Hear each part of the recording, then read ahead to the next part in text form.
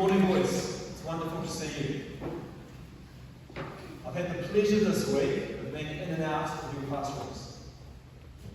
It's been very warming to see you engaged in your learning, and it's been wonderful to see you taking on the rituals and routines that we put before you as you arrive to the classroom, as you enter the classroom, as you begin your learning. So I want to commend you on the start that you've made. It is a strong start. I want to commend you on the way that you're wearing your uniform as you go out and about around Wellington College. I would encourage you to wear that uniform well outside the school gates. Because when you're out there in the community, you show your pride in Wellington College and you show that sense of belonging when you wear your uniform well. So both inside the gates and outside the gates. So well done on that start. We build on it as we go forward over the course of the term. It was wonderful to see so many of you here last night with your parents for the Year 9 Meet and Greet event. And can I please just have a show of hands for those that were here last night with their parents? Wonderful. Look at all those hands. Excellent. Thank you. Put your hands down. I think my favourite part of last night was when the prefect spoke to you. And you'll remember that the prefects, they spoke about their experience of induction week and their start to Wellington College when they were Year 9s. So back in 2021. And here they are now, 4 years down the track, entering their Year 13 and approaching the end of their journey with us at Wellington College. But they will always be part of us going forward. There were a number of themes that the boys shared with you last night. And I just want to reiterate some of those themes this morning. They certainly talked about belonging. They talked about nerves in coming to Wellington College and how new friendship groups formed, meeting new people. That sense of belonging that each and every one of them felt very early on at Wellington College. And I sincerely hope that that's how you're feeling 3 weeks into the start of your journey with us. They urged of you to make the most of the myriad opportunities that are before you at Wellington College. So today's Clubs Day, for example. So I encourage you to get out and about around the Kura, hear about the different clubs, and make sure you sign up to at least one club. They talked about getting involved, whether it be in the art space, the culture space, or the sports space. They spoke about excellence in everything that we do. They talked about the effort that we must put in the classroom, because that's how we reflect excellence at Wellington College. They talked about our values, essentially. Each and every one of them reflected something about our values. Integrity, manaakitanga, and excellence. I hope they were the takeaways that you took from the evening last night. I hope you're reflecting on those and you're putting those into action as you go forward. Because we live these each and every day. We live them authentically. And you do that in your actions.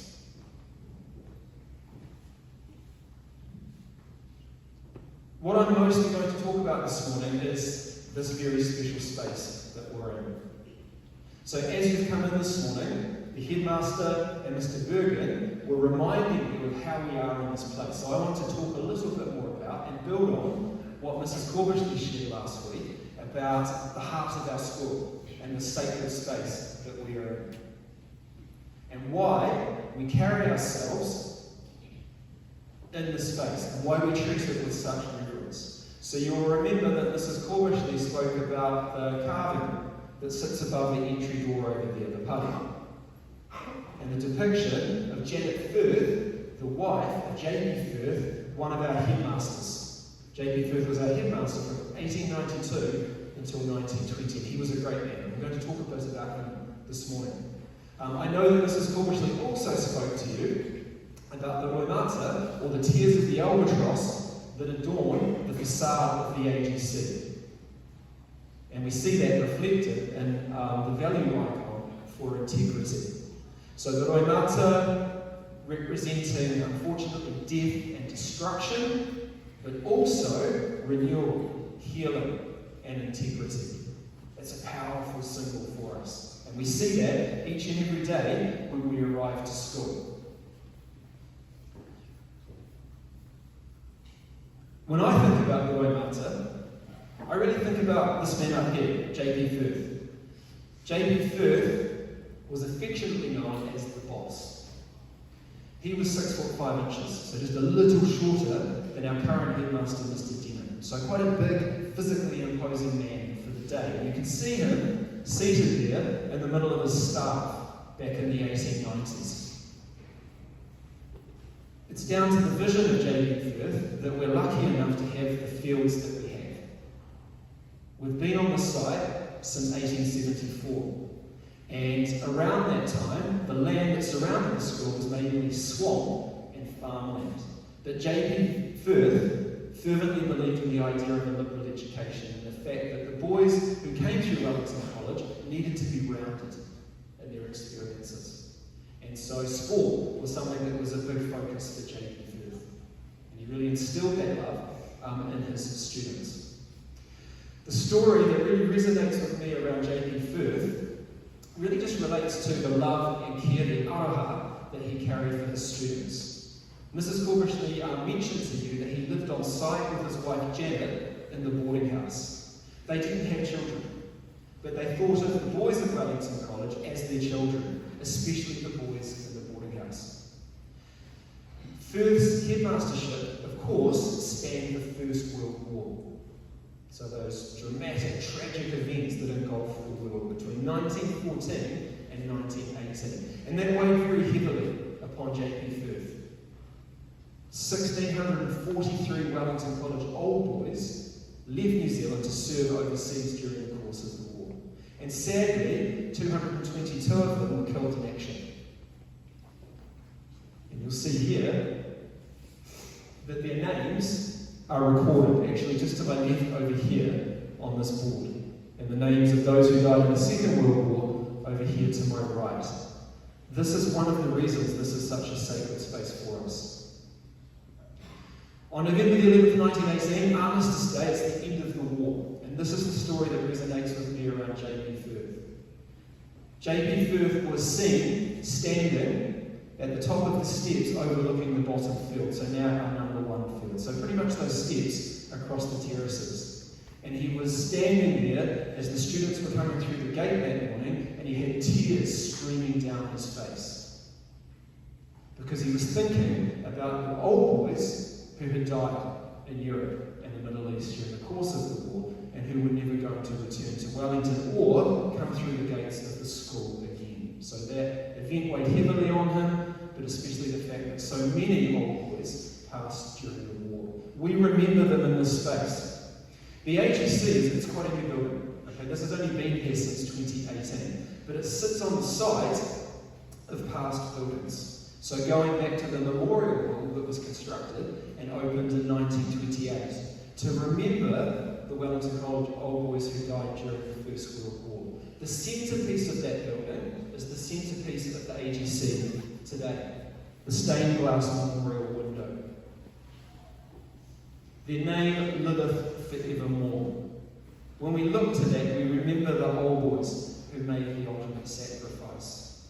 That's just one of the reasons this is such a special and sacred space to us today. So it's a new building, but if we listen carefully and quietly, we can hear the echoes of those who have come before us. And you are here to add to the story of Wellington College, this rich tapestry as we go forward. So look to those who have come before us, and we look to how we can add to the rich tapestry of this career. I want to talk about one of those boys, Douglas Harle. Douglas Harle actually has his name recorded in 2 places in the AGC. Sadly, his name is on the board over here recording the names of the fallen. He died in October 1917. He was a second lieutenant in the New Zealand Expeditionary Force, and he had enlisted the year prior, leaving Victoria University where he was studying for law and travelling to Europe. And on the 4th of October 1917, leading a charge against a machine gun position in Belgium during the Battle of Passchendaele. A successful engagement, but he lost his life leading his men into that engagement. Another officer in a dispatch said that he showed initiative and courage as he dashed forward with his men. So a very, very brave individual. But Douglas Hull's name is also recorded on one of the boards over here. If these boards haven't caught your eye, these are very special and very historical, most of them. So the older boards that you see here, they record the names of scholars from the past. And some of those names go back to the 1870s, the point at which we moved to this current site. And they go forward and they celebrate the academic achievements of the students. Douglas Hull was the Dux of Wellington College in 1911, so the highest academic award that you can achieve in your time. And he achieved that in his last year at the school. His school reports tell us that he was a student of outstanding character. So he reflected the values of the school at the time, and all that he did. Service, integrity, clearly excellence in everything that he did. He was compassionate and he was kind.